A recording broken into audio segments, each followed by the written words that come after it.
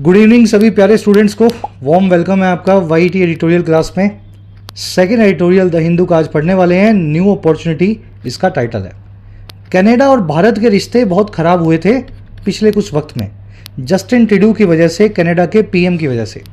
लेकिन अब ट्रूडो जा रहे हैं, उनकी जगह पे नया पीएम आने वाला है और इस आर्टिकल में ये होप जताई गई है कि भारत कनाडा फिर से दोस्त बन जाएंगे, रिश्ते बहाल होंगे। चलिए, क्लास का ऑब्जेक्टिव है रीडिंग करते करते ग्रामर को और वोकैब को सुधारना, और सुधारना क्या, एग्जाम के लेवल के बराबर लाना इंग्लिश मीडियम वाले स्टूडेंट्स की तरह। तो पूरा बेनिफिट इस क्लास का लें। क्लास के लास्ट में आपको क्विज भी मिलेगा, 10 में से 10 आपको मार्क्स लेने हैं उसमें।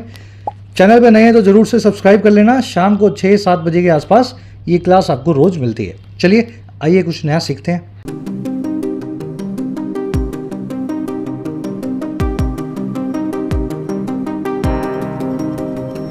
कह रहा है जी न्यू अपॉर्चुनिटी। अपॉर्चुनिटी होती है मौका, न्यू का मतलब है नया। तो एक नया मौका मिला है भाई। अब क्यों मिला है, किसको मिला है, टाइटल पैराग्राफ से पता लगेगा। कह रहा है India and Canada can discuss a reset in ties after new prime minister takes over. कह रहे भारत और जो कनाडा है ना, ये डिस्कस कर सकते हैं, फिर से बातचीत कर सकते हैं। और किस चीज़ पे? एक रीसेट पे, एक बहाली पे। रीसेट यानी जो चीज़ खराब हो गई है उसको नए सिरे से बनाना, रिस्टोर करना। तो एक बहाली को लेकर के या रिस्टोरेशन को लेकर के डिस्कशन कर सकते हैं। और ये रीसेट होगा हमारे रिश्तों में जो खराब हो चुके थे। और कब? जब नए प्राइम मिनिस्टर कनाडा के टेक ओवर करेंगे, चार्ज लेंगे, जिम्मा लेंगे। चलिए, इंडिया कनाडा सब्जेक्ट है, कैन डिस्कस इसकी वर्ब है। डिस्कस एक ऐसी वर्ब अंग्रेजी में जिसके बाद कोई प्रेपोजिशन नहीं आता।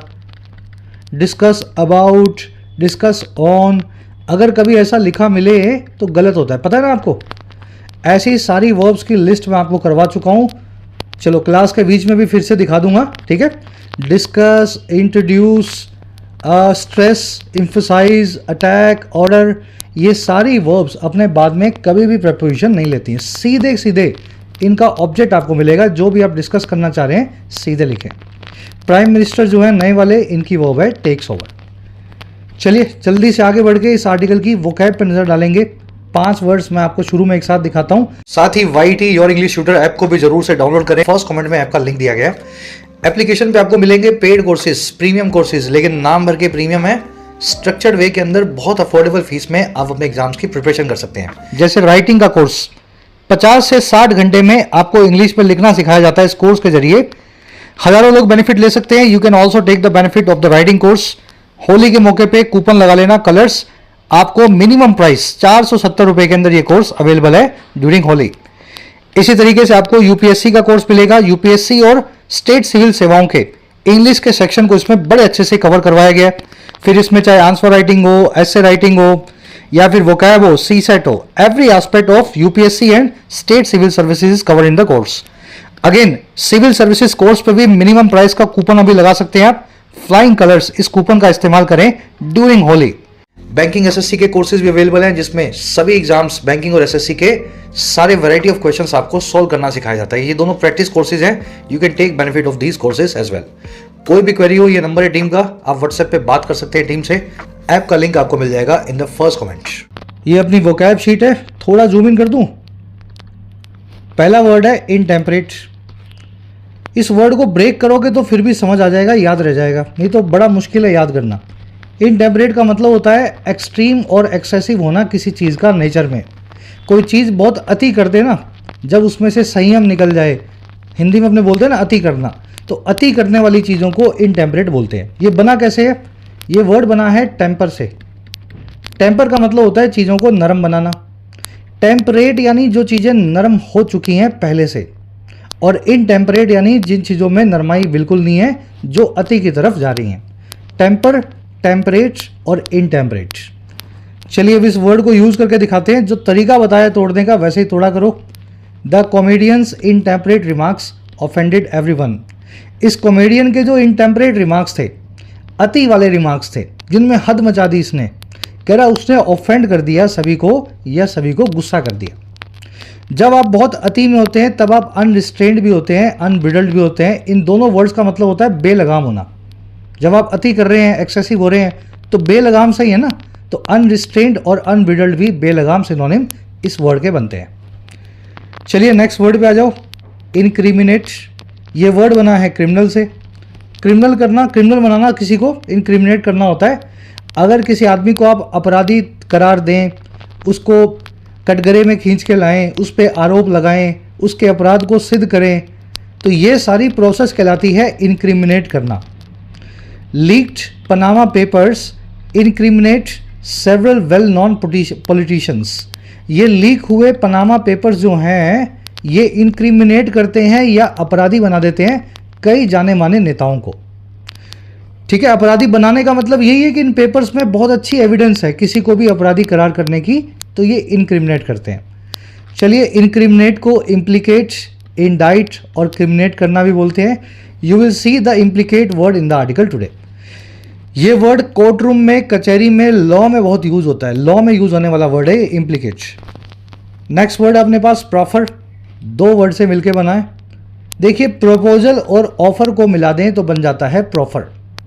प्रॉफर एक ऐसा प्रपोजल है या ऑफर है जो सामने वाले को दिया जाता है रिजेक्शन या अप्रूवल के लिए। आप मुझसे दोस्ती करोगे? क्या मुझे इस कंपनी में नौकरी मिल सकती है? क्या मैं बाहर खेलने जाऊं?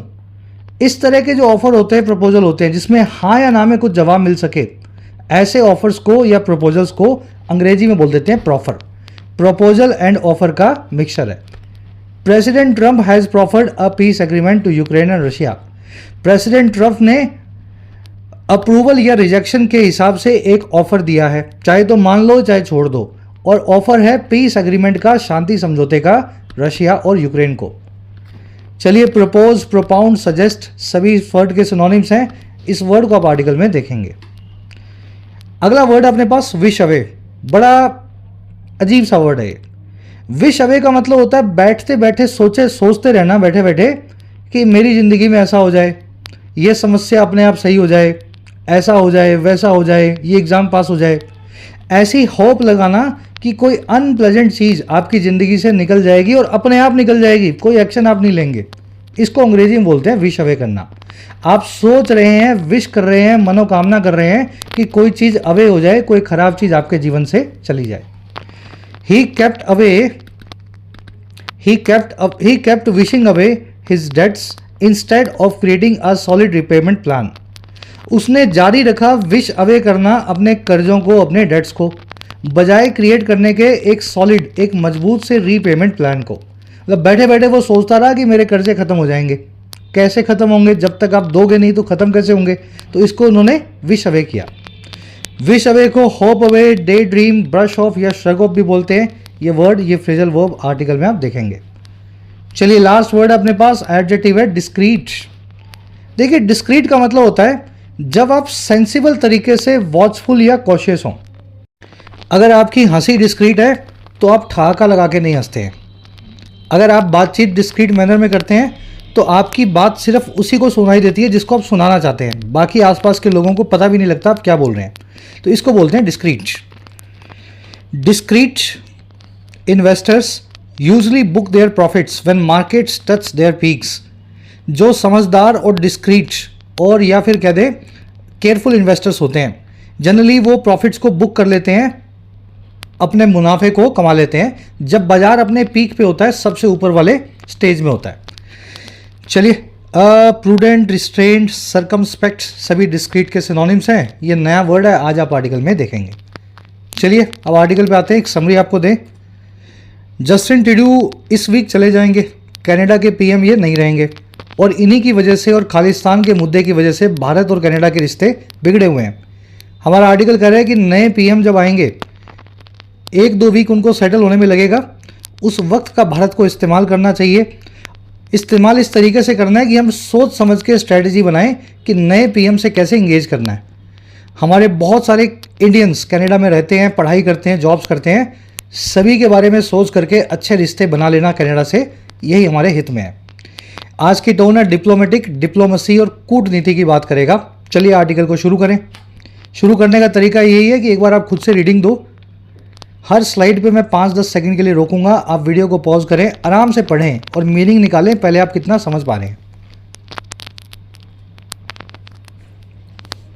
चलिए, कह रहे द न्यू इलेक्टेड या newly elected leader of Canada's ruling Liberal Party Mark Carney, who is now prime minister designate, has a tough task ahead in what is expected to be a short period of time. कह रहे जो नए नए elected हुए हैं, elected यानी चुने हुए, लीडर यानी नेता, न्यूली यानी नए नए, बिल्कुल एडवर्ब का काम कर रहा है इलेक्टेड नाम के एडजेक्टिव के लिए। कह रहे अभी अभी जो चुने हुए लीडर हैं कनाडा की रूल करने वाली या सत्ता में बैठी हुई लिबरल पार्टी के, नाम है इनका मार्क कार्नी। कह रहे जो कि प्राइम मिनिस्टर के डेजिग्नेट भी हैं। डेजिग्नेट का मतलब होता है इनको डेजिग्नेशन मिल चुकी है या फिर प्राइम मिनिस्टर बनना इनका तय हो चुका है, डेजिग्नेट कर दिया गया है, जब भी बनेंगे 10 दिन में 5 दिनों में बन जाएंगे। कह रहे जो कि प्राइम मिनिस्टर डेजिग्नेट भी हैं, पीएम बनने भी वाले हैं। कह रहे इनके पास एक टफ टास्क है, बहुत मुश्किल काम है आगे चल करके अहेड। और किस चीज़ में? ऐसी चीज़ में इन जो कि एक्सपेक्टेड है कि एक बहुत शॉर्ट पीरियड ऑफ टाइम होगा या बहुत छोटा सा टाइम होगा। यानी कनाडा में इलेक्शंस होने वाले हैं, जस्टिन ट्रूडो के बाद में कार्नी आएंगे, लेकिन ज़्यादा दिन ये पीएम रहेंगे नहीं, फिर नए इलेक्शंस होंगे, उसके बाद नया पीएम आएगा। मीनिंग समझ पाए सेंटेंस का? लंबा सेंटेंस है। चलो स्ट्रक्चर देख लो। न्यूली इलेक्टेड लीडर जो हैं इनकी वर्ब है has. This leader has a tough task ahead. ठीक है, लीडर के बारे में एडिशनल इंफॉर्मेशन दी हुई है, नाम इनका बताया हुआ है मार्क कार्नी, और दूसरा हु लगा के बताया गया इन्हीं के लिए जो कि प्राइम मिनिस्टर के दावेदार भी हैं, डेजिग्नेट भी हैं। चलिए, इन वट वाली स्ट्रक्चर आपको अलग से करवाई हुई है यूट्यूब पे, नहीं याद तो आप देख लेना। In what space your English tutor डालोगे तो स्ट्रक्चर आपको मिल जाएगी। इन वट का आसान भाषा में मतलब होता है एक ऐसी चीज में या घटना में। ठीक है, चलिए, to have a tough task ahead, आगे बहुत मुश्किल काम खड़ा होना, इसके लिए इंग्लिश में एक बहुत अच्छी ईडियम है अपने पास, to have one's task cut out. Idiom आपको पहले करवाई हुई है, ऐसी कहानी भी पता है आपको, दर्जी से कनेक्ट करके समझाया था, है ना। To have one's task cut out, किसी के लिए बहुत मुश्किल काम तैयार होना। चलिए, कह रहा है mister Carney who is set to take over from Justin Trudeau when he formally steps down this week will almost immediately face a confidence vote in parliament. कह रहा है ये जो कार्नी है ना, जो नए पीएम बनेंगे, वही बात लिखी हुई है, जो कि सेट है, तैयार है, रेडी हैं कि ये टेक ओवर करें या जिम्मा लें कुर्सी का, और किससे? जस्टिन ट्रूडो से।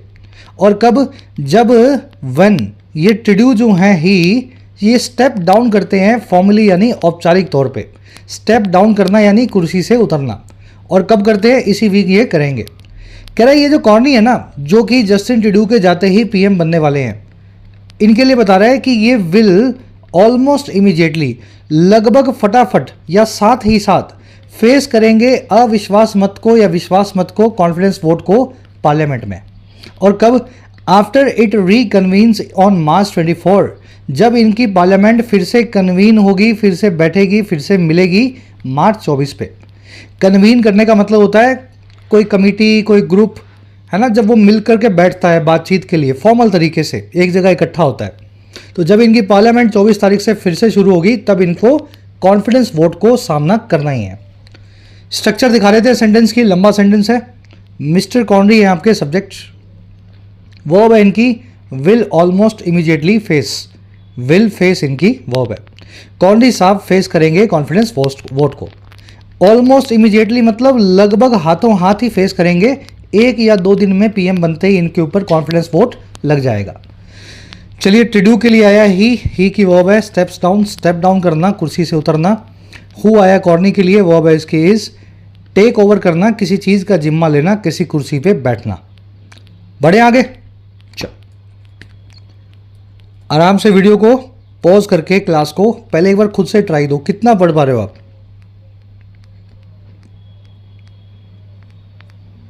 चलिए मैं शुरू कर रहा हूं अब। कह रहा है जी federal elections in Canada are due in October 25। कह रहा है जो फेडरल इलेक्शन है, फेडरल यानी संघीय, उसमें स्टेट और सेंटर दोनों मिल जाएंगे, कुछ इस तरीके का सिस्टम होगा। जो फेडरल इलेक्शन है कनाडा में वो ड्यू हैं अक्टूबर 2025 में। कह रहा है बट ऑब्जर्वर्स से Mr. Carney could call for snap polls first, hoping to ride a surge of unexpected popularity for the Liberal Party. कह रहे लेकिन जो ऑब्जर्वर्स हैं, जो इस चीज़ के विश्लेषक हैं, इसको समझते हैं, एक्सपर्ट्स हैं, वो ऐसा कहते हैं ऑब्जर्व करके कि कॉर्नी साहब जो है ना, ये कॉल फॉर करने वाले हैं या डिमांड करने वाले हैं जल्दी से पॉल्स को या स्नैप पॉल्स को। स्नैप पॉल्स का मतलब होता है इलेक्शन 6 महीने बाद है, लेकिन पीएम ने बोला आज ही करवा लो, मैं कुर्सी से उतरता हूँ, इलेक्शन करवा लो। तो इसको बोलते हैं टाइम से पहले होने वाले इलेक्शन को स्नैप पॉल्स।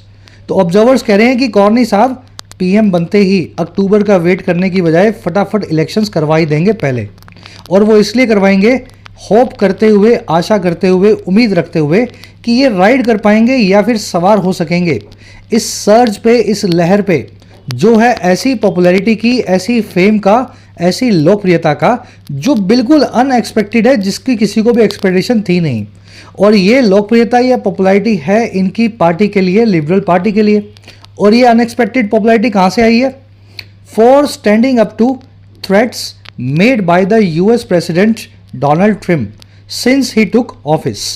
ये पॉपुलैरिटी लिबरल पार्टी को मिली है स्टैंड अप टू करने के लिए, सामना करने के लिए या सामने से फाइट देने के लिए उन सारी थ्रेट्स को, सारी धमकियों को जो मेड बाय हैं, जिनको बनाया गया है यूएस प्रेसिडेंट डोनाल्ड ट्रम्प के द्वारा जब से ये ऑफिस में आए हैं, जब से कुर्सी पे बैठे हैं। तो कनाडा के अंदर आज की डेट में इनकी पार्टी बहुत अच्छे से ट्रम्प की बात का जवाब देती है और इसलिए ये कनाडा के लोगों में बड़े पॉपुलर हो गए हैं। तो इनको लगता है कि जैसे ही मैं पीएम बनूं, मैं अक्टूबर का वेट नहीं करूंगा, मैं मार्च में, अप्रैल में इलेक्शन करवा दूंगा, क्योंकि ट्रम्प का जवाब देने की वजह से मेरी पार्टी और मुझे लोगों का बड़ा पॉपुलैरिटी मिला हुआ है, बड़ा सपोर्ट मिला हुआ है, शायद इसी बहाने मैं इलेक्शन ही जीत जाऊं।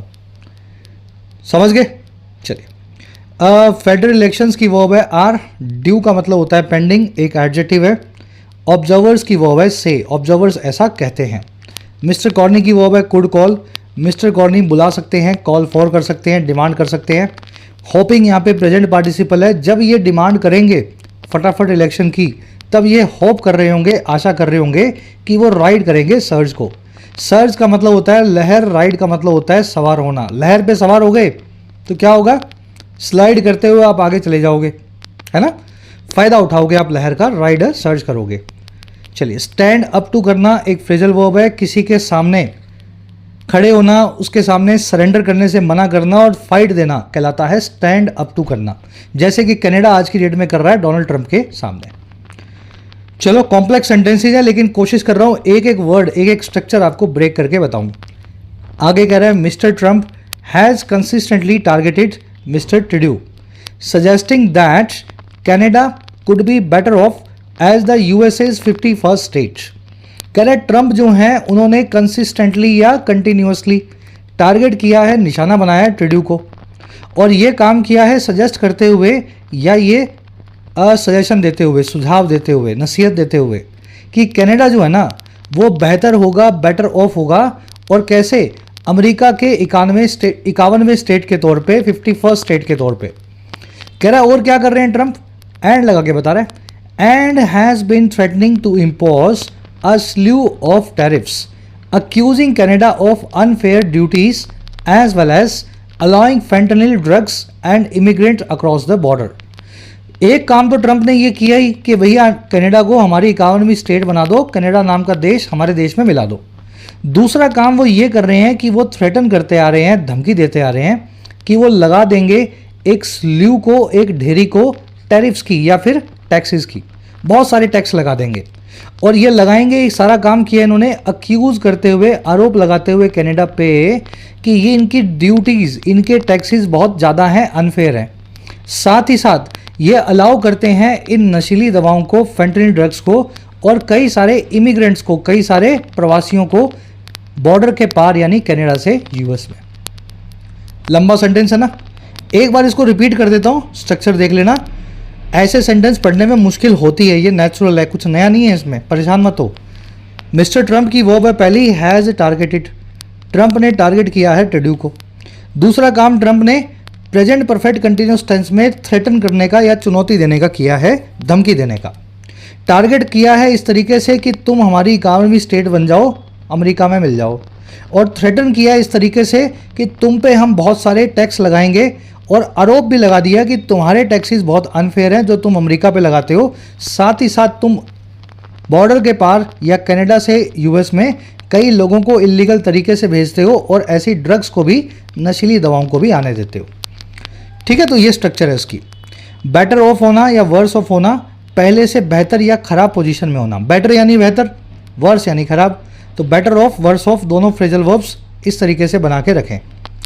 और कुछ देखने वाला है नहीं। स्ल्यू का मतलब होता है ढेरी, एक के बाद एक। अक्यूज, जिस भी इंसान को जिस चीज़ के लिए करें ऑफ लगा के बताएं। Accuse of murder, accuse of theft, accuse of unfair duties. चलिए नेक्स्ट पैराग्राफ। वीडियो को करना है पॉज, जितना पढ़ पाओ खुद से कोशिश करो, फिर मेरे वाले साथ मैच कर लिया करो आप।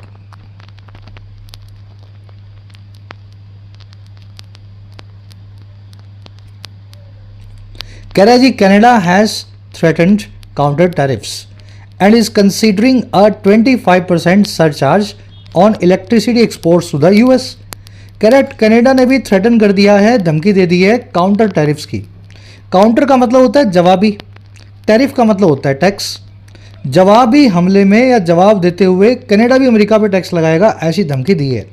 और कनाडा कंसीडर कर रहा है 25% का टैक्स लगाने को इलेक्ट्रिसिटी एक्सपोर्ट्स को या इलेक्ट्रिसिटी के निर्यात को, जो कनाडा बिजली अमेरिका को जो है बेचता है उस पर।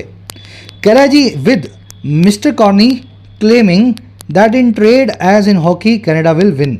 और ये सारा काम हुआ है मिस्टर कॉर्नी के, कनाडा के नए पीएम के इस डायलॉग के साथ ही। और डायलॉग क्या है? कह रहा है जी, ट्रेड में यानी व्यापार में बिल्कुल हॉकी के जैसे ही कनाडा जीतेगा, कनाडा विल विन।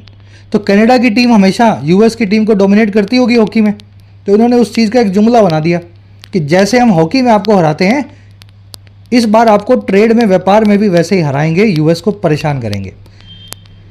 चलिए, कनाडा की वो है हैज थ्रेटन्ड, परफेक्ट टेंस का इस्तेमाल किया गया है। काउंटर मैंने आपको बताया जवाबी के लिए यूज़ होने वाला वर्ड है। काउंटर टेररिज्म यानी जवाबी, टेररिज्म के सामने जवाब काउंटर टेररिज्म। ठीक है, वैसे ही काउंटर टैरिफ। कनाडा की दूसरी वर्ब है इज कंसीडरिंग। कंसीडर एक ऐसी स्पेशल वर्ब है जिसके बाद में या तो कोई आएगा नाउन या आएगी वर्ब की आईएनजी फॉर्म। ये सारी वर्ब्स की लिस्ट मैं आपको अभी दिखा देता हूँ फिर से। यहाँ पे कंसीडर के बाद में सरचार्ज नाम का नाउन रखा गया है। ठीक है, यहाँ पे वर्ब की आईएनजी फॉर्म भी आ सकती थी अगर आपको लगानी होती। सरचार्ज होता है चार्ज पे चार्ज या टैक्स के ऊपर टैक्स। ठीक है, मिस्टर कॉर्नी की वर्ब है, कोई वर्ब नहीं है, विद प्रेपोजिशन के साथ में मिस्टर कॉर्नी क्लेमिंग लिखा हुआ है। चलो अब ये कंसीडर वर्ब को देख लो, बड़ा प्यारा कॉन्सेप्ट है ये। ज़्यादा टाइम इस पर लगाएंगे नहीं क्योंकि बहुत बार हो चुका है। इन वर्ब्स की लिस्ट बना लो, कहीं नोट्स में डाल लो, स्क्रीनशॉट ले लो, बोल के देखो, लिख के देखो। ये सारी वो खास वर्ब्स हैं जिनके बाद में कभी भी इन्फिनेटिव का इस्तेमाल नहीं हो सकता। Worth, risk, discuss, mean, resist, finish, consider, avoid, resume. ठीक है ना। और ये देखो मैंने जोड़े ऐसे बनाए हैं कि एक दूसरे की ऑपोजिट हैं। एडमिट का मतलब है मान लेना, डिनाई का मतलब है मना करना, इन्जॉय का मतलब है मज़ा लेना, टॉलरेट का मतलब है किसी चीज़ को सहना, कीप ऑन जारी रखना, पोस्टपोन या डिले यानी आगे को खिसका देना, रिज्यूम यानी शुरू करना, फिनिश यानी ख़त्म करना, कंसीडर यानी किसी चीज़ को करने के बारे में सोचना, अवॉइड यानी किसी चीज़ को करने से बचना। तो इस तरीके से उल्टे इनके फ्रेज बना रखे हमने। इमेजिन का मतलब है सोचते रहना, प्रैक्टिस का मतलब है करके दिखाना। तो इन वर्ब्स के बाद में लगेगा या तो नाउन या फिर वर्ब की आईएनजी फॉर्म। चलिए आगे बढ़ते हैं। लास्ट में एक क्वेश्चन दे रहा हूँ, ये बीच वाले छोड़ दो, एक इसी क्वेश्चन को खुद से ट्राई करो। The government has been discussing to change या चेंजिंग द रूल्स। सरकार डिस्कस कर रही है रूल्स को बदलने को। तो क्या लिखूँ इसके बाद में, डिस्कस के बाद में क्या लिखूँ? चलिए कमेंट्स में डालना, ज़रूर से ट्राई दिया करो। अब आ जाओ नेक्स्ट पे।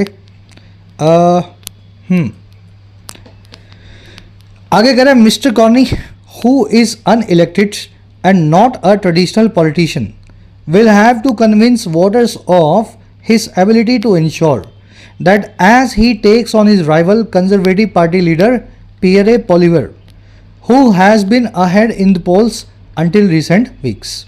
लंबा सेंटेंस है। कह रहा है जी मिस्टर कॉर्नी जो है ना, इनको एक काम करना होगा।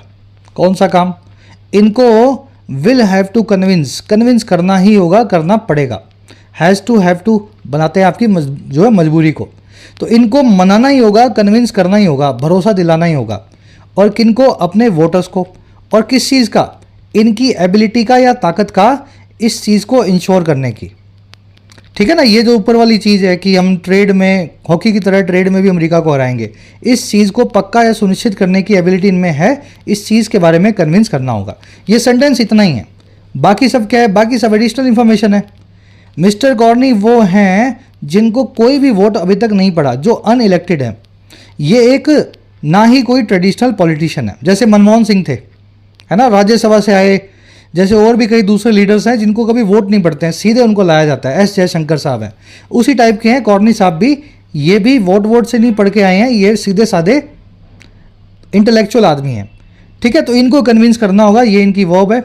इंश्योर करना है ये ऊपर वाली बात को, और ये तब करना है जब वो टेक ऑन करेंगे या सामना करेंगे, कॉम्पीट करेंगे। टेक ऑन करना यानी किसी से दो हाथ करना, अपने राइवल के साथ में, अपने प्रतिद्वंदी के साथ में, जो इनके सामने वाली ऑपोजिशन पार्टी के हैं। नाम है उनका पीले पॉलिवेयर, जो कि बहुत आगे रहे हैं, फार अहेड रहे हैं पोल्स के अंदर चुनावों में पिछले कुछ हफ्तों तक।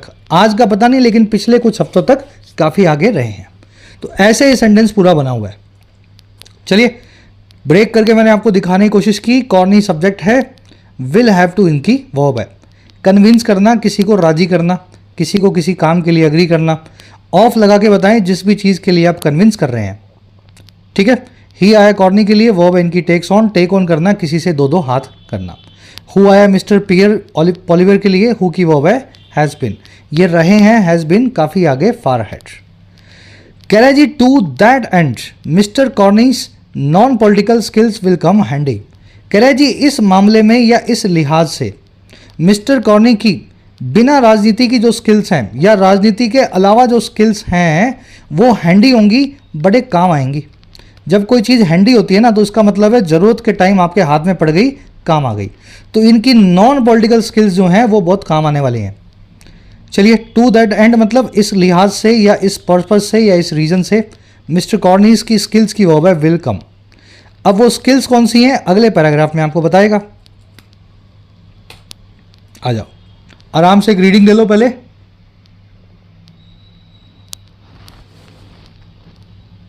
चलिए, कह रहा है जी, he was an economist and a central bank governor. बिल्कुल मनमोहन सिंह जी की तरह ये भी एक इकोनॉमिस्ट थे और सेंट्रल बैंक के गवर्नर भी रहे थे, जैसे आरबीआई के गवर्नर थे मनमोहन साहब। कह रहा है जी, that he was not a member of the Trudeau cabinet means that he is free of any taint from its action। और कह रहा है ये चीज़ भी कि वो एक मेंबर थे ही नहीं ट्रूडो की कैबिनेट के, ट्रूडो के मंत्रिमंडल के। ये कोई वोट पढ़ के नेता कभी बने ही नहीं थे। तो ये बात का मीनिंग ये निकलता है कि ये फ्री हैं, आज़ाद हैं किसी भी टेंट या धब्बे के जो ट्रूडो के एक्शन से या इनकी कैबिनेट के एक्शन से आया हो। एकदम फ्रेश आदमी है ना, इकोनॉमिस्ट है, इंटेलेक्चुअल आदमी है, तो इसका फ़ायदा इनको इस बार मिलना चाहिए। ही आया मिस्टर कॉर्नी के लिए, वर्ब इनकी वॉज। इकोनॉमिस्ट आप समझते हैं, है ना, ही की वर्ब है वॉज। टेंट का मतलब होता है धब्बा या स्पॉट। कह रहा the exit of mister Trudeau is cause for relief for India and an opportunity to reset ties that have been on ice. कह रहा है जो एग्जिट है, जो रवानगी है ट्रूडो साहब की कनाडा की पॉलिटिक्स से, कह रहा है ये भी एक कॉज फॉर रिलीफ है, ये राहत का कारण है, कॉज फॉर रिलीफ है भारत के लिए। और ये साथ ही साथ एक अपॉर्चुनिटी या मौका भी है कि हम रीसेट कर सकें, फिर से बहाल कर सकें हमारे रिश्तों को जो कि रहे हैं आइस पे। टू बी ऑन आइस का मतलब होता है जमे हुए होना, जिसमें कोई गर्मजोशी ना हो, एकदम ठंडक हो। गर्मजोशी होती है तो दोस्ती होती है ना, वैसा कुछ नहीं है। जब आप ऑन आइस हैं तो गर्मजोशी की कमी है। तो हमारे रिश्ते ऑन आइस थे, अब उनको सही करने का मौका मिल चुका है। एग्जिट की वर्ब है इज, और कुछ देखने वाला इसमें है नहीं।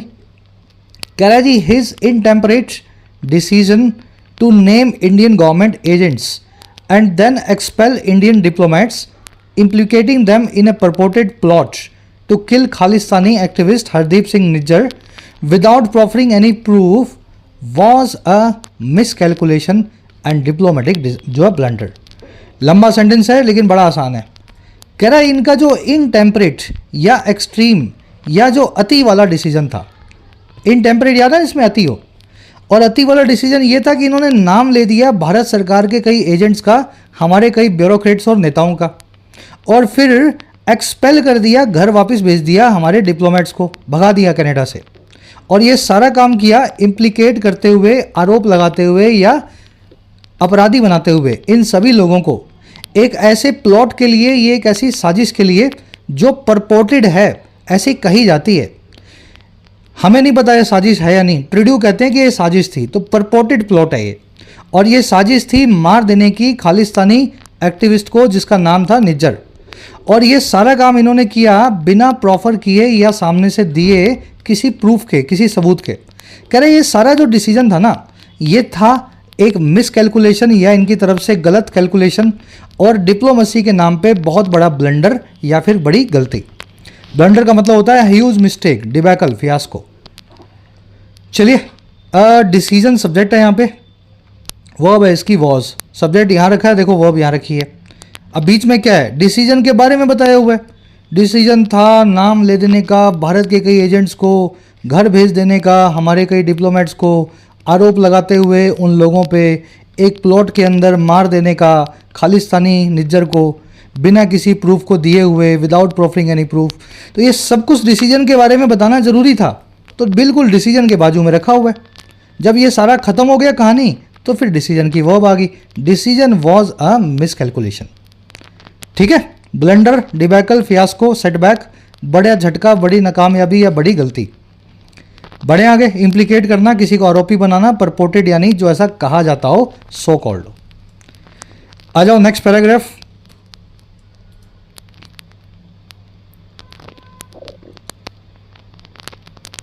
चलो मैं रुकूंगा नहीं ज़्यादा, आप खुद से पॉज करके पढ़ें इसको। कह रहा है जी, the actions seen in comparison to more discrete handlings by the US in a linked case sent India Canada ties to their lowest ebb since 1980s। कह रहे जो एक्शंस हैं ये सारे के सारे जो कि देखे गए हैं इन कंपैरिजन टू, ज़्यादा उस डिस्क्रीट या समझदारी भरी डीलिंग के जो थी अमेरिका के द्वारा एक ऐसे ही जुड़े हुए मामले में। निज्जर की तरह वहाँ पन्नू का मामला भी चल रहा है अमेरिका में, लेकिन अमेरिका ने बिल्कुल डिस्क्रीट मैनर में डील किया है, कोई जग हंसाई नहीं करवाई दोनों कंट्रीज़ की। कह रहे ये जो सारे एक्शंस थे ट्रूडू के, जो अमेरिका के जो है कार्रवाई से बिल्कुल उल्टे हैं, अमेरिका जो बहुत समझदारी से कार्रवाई उसने की है। कह रहे इन सारे एक्शंस की, सारे बेवकूफ़ियों ने सेंड कर दिया भारत और कनाडा के रिश्तों को अपने सबसे निचले पॉइंट पे, लोवेस्ट एब पे। और कब से? सन 1980 के दशक से आज तक के। ठीक है, एब और टाइड आप समझते हैं, जब लहर गिरती है तो वो एब होता है, निचला पॉइंट। जब लहर ऊपर आती है तो उसको टाइड बोलते हैं। ज्वार भाटा सुना होगा ना आपने, तो सबसे निचला पॉइंट जो है एब 1980 के बाद से आज भारत कनाडा में चल रहा है। 1980 में भी रिश्ते खराब थे, आप पढ़ना। कनिष्का जो है एक फ्लाइट थी, कनाडा से इंडिया आ रही थी, खालिस्तानियों ने पूरी फ्लाइट को उड़ा दिया, है ना। काफ़ी इंडियंस उसमें, कैनेडियंस जो है मारे गए थे। तब भी हमारे रिश्ते बहुत ख़राब थे, लेकिन आज उससे भी ज़्यादा ख़राब है। ये 1985 के आसपास है फ्लाइट कनिष्का। चलिए, एक्शंस की वर्ब है सेंट, और कुछ देखने वाला है नहीं। डिस्क्रीट यानी केयरफुल। कह रहा है it is significant that India is considering restoring a high commissioner to Ottawa. कह रहा है ये बात भी बहुत सिग्निफिकेंट है, बहुत बड़ी है कि भारत भी कंसीडर कर रहा है, सोच विचार कर रहा है फिर से रिस्टोर करने को, बहाल करने को हमारे एक हाई कमिश्नर को ओटावा में, कनाडा में। कह रहा है while Canada is sending its intelligence chief to a conference in Delhi, जबकि कनाडा भी सेंड कर रहा है अपने इंटेलिजेंस के चीफ को, सबसे बड़े अधिकारी को, एक कॉन्फ्रेंस या मीटिंग के लिए दिल्ली में। तो रिश्ते तो बहाल होते हुए हमें दिख रहे हैं। इंडिया की वर्ब है इज कंसीडरिंग, कनाडा की वर्ब है इज सेंडिंग। कंसीडर वही वर्ब है जो आपको करवाई थी, अपने बाद वर्ब की आईएनजी फॉर्म लेती है, तो यहाँ पे रिस्टोरिंग हमने लिखा हुआ है। कंसीडर टू रिस्टोर नहीं लिखा हुआ, कंसीडर टू रिस्टोर नहीं, कंसीडर रिस्टोरिंग हमें लिखना पड़ा इस कॉन्सेप्ट की वजह से। ठीक है, चलिए। कह रहा है जी mister Carney and mister Poilievre have made it clear that they would like to rework the relationship with India. कह रहा है ये जो कॉर्नी हैं और इनके जो प्रतिद्वंदी हैं पॉलीवर, दोनों ने इस बात को साफ किया है कि कोई भी जीते हम में से, लेकिन वो रीवर्क करेंगे, फिर से काम करेंगे भारत के साथ अपने रिश्तों पे। And there will be opportunities to do so, particularly in education, investment and trade. कह रहा है और हमें मौके भी मिलेंगे ऐसा करने के। There will be opportunities to do so, मौके मिलेंगे ऐसा करने के, खास करके एजुकेशन में, इन्वेस्टमेंट में और ट्रेड में। कह रहा है जी all of which have taken a back seat after the violence and schisms within India's diaspora community. और ये सभी वही चीज़ें हैं, एजुकेशन, इन्वेस्टमेंट और ट्रेड, जिन्होंने एक बैक सीट को ले लिया था या फिर ये पीछे चली गई थी। बैक सीट लेना यानी प्राथमिकता से हट जाना। और कब? जब वायलेंस हुई और बहुत स्किज्म्स हुए, बहुत दाम पेच हुए, और किसमें? भारत की डायस्पोरा में या भारत के प्रवासियों में, उनकी कम्युनिटी में, कनाडा के अंदर। And its supporters in Canada's government, और इनके सपोर्टर्स में जो कनाडा की सरकार में है। तो पिछले कुछ सालों में या कुछ कह दें महीनों में बहुत वायलेंस आपने सुनी होगी कनाडा में हो रही है इंडियंस के खिलाफ, अमंग इंडियंस। खालिस्तानी जो है, नॉन खालिस्तानीज को है ना, उनके खिलाफ कुछ स्कीम्स बना रहे हैं, कुछ वायलेशन जो वायलेंस कर रहे हैं। कनाडा में गवर्नमेंट में भी कुछ लोग बैठे हैं। तो ये सारी चीज़ें पीछे हो गई हैं। एजुकेशन, ट्रेड, इन्वेस्टमेंट, खालिस्तान का मुद्दा सबसे आगे है। तो इस मामले में दोनों में फिर से रिवर्क हो सकता है रिलेशनशिप। चलिए, कॉर्नी एंड पॉलीवेयर दोनों की वर्ब है हैव मेड इट क्लियर। दे आया इन दोनों के लिए, दे की वर्ब है वुड लाइक। अपॉर्चुनिटीज़ की वर्ब है विल बी, मौके वहाँ होंगे, देयर विल बी अपॉर्चुनिटीज़। चलिए, बैक सीट ड्राइवर, ये टेक अ बैक सीट से एक इडियम बनती है अंग्रेजी में, बैक सीट ड्राइवर। ऐसा आदमी जो पीछे बैठा हो लेकिन गाड़ी चला रहा हो, स्टीयरिंग पे बैठे हुए आदमी को खूब नसीहत दे, सलाह दे कि ऐसे चलाओ, यहाँ मोड़ लो। पीछे बैठ के भी गाड़ी चलाने वाला आदमी होता है बैक सीट ड्राइवर। इसको रियल लाइफ में बोलते हैं ऐसा आदमी जो अनवांटेड एडवाइस देता हो, आपको जगह जगह सलाह दे, है ना, कैसे काम को करना है। डायस्पोरा होता है प्रवासी ग्रुप। किसी भी कंट्री के लोग जब दूसरी कंट्री में जाके बसते हैं तो वहाँ पे उनका एक ग्रुप बन जाता है। जैसे भारत में आपको अमेरिकन डायस्पोरा मिलेगी, ऑस्ट्रेलियन डायस्पोरा मिलेगी, वैसे ही कनाडा में आपको इंडियन डायस्पोरा मिलेगी, प्रवासी ग्रुप्स का, प्रवासी लोगों का ग्रुप। चलिए, लास्ट पैराग्राफ है, फटाफट इसको करेंगे फिनिश। शुरू कर दूं? एक बार खुद से पढ़ना। कह रहा the interlude is also fitting period for New Delhi to consider how it wishes to take ties forward. कह रहा है ये जो इंटरल्यूड आएगा, बीच का पीरियड आएगा, ये भी एक बहुत फिट रहने वाला पीरियड है, बहुत सही पीरियड है नई दिल्ली के लिए, भारत के लिए। कंसीडर करने के लिए इस चीज़ को कि कैसे ये चाहता है रिश्तों को आगे ले जाना। तो बीच में जो टाइम मिलेगा हमें 2-3 हफ्ते, उसमें हम ठीक से प्लान कर सकते हैं रिश्तों को कैसे सही करना है। इंटरल्यूड का मतलब होता है the period between two events. Inter यानी बीच में, ठीक है ना, ल्यूड यानी पीरियड, ऐसा समझ लो इंटरल्यूड। कह रहा regardless of the change in leadership the Khalistan issue can not B wished away. कह रहा है जी बिना तवज्जो दिए, बिना इस चीज़ का टेंशन लिए, रिगार्डलेस ऑफ किस चीज़ का? लीडरशिप में चेंज का। कोई भी आए, कोई भी जाए, खालिस्तान का जो मुद्दा है भारत के लिए, भारत उसको विश अवे नहीं कर सकता, या खाली सोच सोच करके उसको सोल्यूशन नहीं निकाल सकता। विश अवे करना यानी सोचते रहना, कुछ करना नहीं, बस ऐसा होप करना कि मेरा इस जो प्रॉब्लम दूर हो जाएगा। तो खालिस्तान का मुद्दा जो है सोचने से दूर नहीं होगा। And requires sustained considered diplomacy, और इसको ज़रूरत है लगातार बनी हुई ऐसी डिप्लोमेसी जो कंसीडर्ड हो, जो बहुत अच्छी सी कंसीडरेशन करके सब चीज़ों को समझ के की गई हो। And respect for each others concerns, और जिसमें रिस्पेक्ट हो एक दूसरे की चिंताओं के लिए। While ensuring India's national security priorities, ensure करते हुए, सुनिश्चित करते हुए हमारी राष्ट्रीय सुरक्षा की प्रायोरिटीज़ को, प्राथमिकताओं को। तो ये सब चीज़ें करके ही खालिस्तान का मुद्दा जो है सिमटेगा या निपटेगा। The issue can not be wished away. चलिए, रिगार्डलेस ऑफ, इररिस्पेक्टिव ऑफ, यानी इस चीज़ को तवज्जो दिए बिना। ओ डबल एफ नहीं लगता, ओ सिंगल एफ लगता है, ध्यान देना इन दोनों केसेस में। खालिस्तान इशू की वर्ब है can not be wished away, wish away आप देख चुके हैं। सस्टेन्ड यानी लगातार बना हुआ, ठीक है। इंश्योरिंग यहाँ पे पीपीसी ऐसे है, जब ये सारा काम हो रहा होगा तब हम इंश्योर कर रहे होंगे या सुनिश्चित कर रहे होंगे भारत की राष्ट्रीय सुरक्षा की प्राथमिकताओं को। चलिए, आर्टिकल पढ़ने में वास्तव में चैलेंजिंग था आज का, पढ़ाने में मुझे भी फील हुआ। अब आ जाओ अपने एक रिविजन लेते हैं फटाफट से, जो भी वर्ड्स आपने सीखे। To have a task cut out या to have a task ahead, किसी मुश्किल काम का आपके लिए तैयार होना। स्टैंड अप टू करना, किसी के सामने खड़े होकर के उसको चुनौती देना। टू दैट एंड यानी इस लिहाज से या इस रीज़न से या इस पर्पज़ से। कन्वीन करना यानी किसी चीज़ को फिर से बुलाना, लोगों का मीट करना फॉर्मली, किसी मीटिंग का, किसी कमेटी का। बेटर ऑफ या वर्स ऑफ होते हैं तो आप बेहतर या बुरे होते हैं पहले वाली पोजीशन से। कन्विंस करते हैं जब भी किसी को तो ऑफ लगा के बताएं। कन्विंस करने का मतलब होता है किसी को अग्री करना अपने साथ अपनी बात से। ब्लंडर होती है बड़ी सी गलती, डिबेकल या फियास्को बोलते हैं। परपोर्टेड यानी ऐसी कही जाने वाली, है या नहीं हमें नहीं पता लेकिन ऐसी कही जाती है। बैक सीट ड्राइवर यानी पीछे बैठा हुआ आदमी जो आपको अनवांटेड एडवाइस दे, बिना पूछे कि बिन बुलाई सलाह दे। रिगार्डलेस ऑफ, इररिस्पेक्टिव ऑफ, बिना इस चीज़ को तवज्जो दिए। डायस्पोरा वो ग्रुप है पूरा माइग्रेंट्स का जो किसी दूसरी कंट्री में रहते हैं और जिनकी नेशनलिटी एक है। इंटरलूड होता है ऐसा पीरियड जो दो इवेंट्स के बीच का हो, इसको आप है ना इंटरवल भी बोल सकते हैं, जैसे मूवी के बीच में आता ना इंटरवल, वो इंटरलूड ही होता है। फिर कुछ और वर्ड्स भी थे अलग से। डिस्क्रीट यानी जो बहुत सोच समझ के और केयरफुली किया गया काम हो, है ना। डिस्क्रीट हंसी, डिस्क्रीट स्टेटमेंट, डिस्क्रीट बातचीत। विश अवे करते हैं तो बैठे बैठे आप सोचते हैं कि चीज़ें सही हो जाएंगी, जो कि कभी नहीं होती। प्रॉफर करना यानी प्रपोजल देना एक ऑफर का सामने से।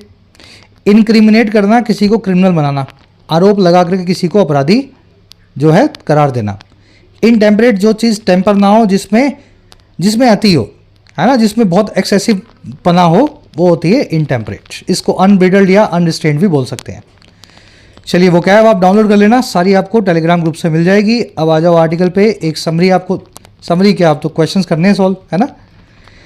मार्क कार्नी जो है नए पीएम जो हैं, इनके पॉलिटिकल बैकग्राउंड के बारे में आपका क्या सोचना है, किस तरह का बैकग्राउंड होगा इनका। बहुत इजी क्वेश्चन है, प्रीलिम्स लेवल का, बताया था मैंने आपको। ये मनमोहन सिंह की तरह इंटेलेक्चुअल आदमी है, इनको वोट कभी नहीं पड़ते, राज्यसभा वाले पर्सन है ये। He lacks traditional political experience but has expertise in economics. Economics के अंदर बहुत माहिर आदमी है लेकिन पॉलिटिकल एक्सपीरियंस इनको कम है, तो सी आंसर बनेगा फर्स्ट में। चलो, अमेरिका की अप्रोच जो है डिप्लोमेटिक इशू को लेकर के, उसके बारे में क्या इंप्लाई किया गया है, क्या इशारा किया गया है। खालिस्तान मुद्दे की बात कर रहा है एक्चुअल में। अमेरिका और कनाडा की अप्रोच में क्या फ़र्क है खालिस्तान के मुद्दे को लेकर के डिप्लोमेटिक जो है टर्म्स में। भाई अमेरिका ने ट्रिड्यू की तरह शोर नहीं मचाया, इंडिया के ऊपर जो है कीचड़ के छींटे नहीं उछाले कि हम भारत सरकार के लोग जो है पन्नू को निज्जर को मरवा रहे, ऐसा कुछ नहीं बोला। अमेरिका ने हैंडल किया सिचुएशन को ज़्यादा सावधानी से, कॉशन से और डिस्क्रिशन से।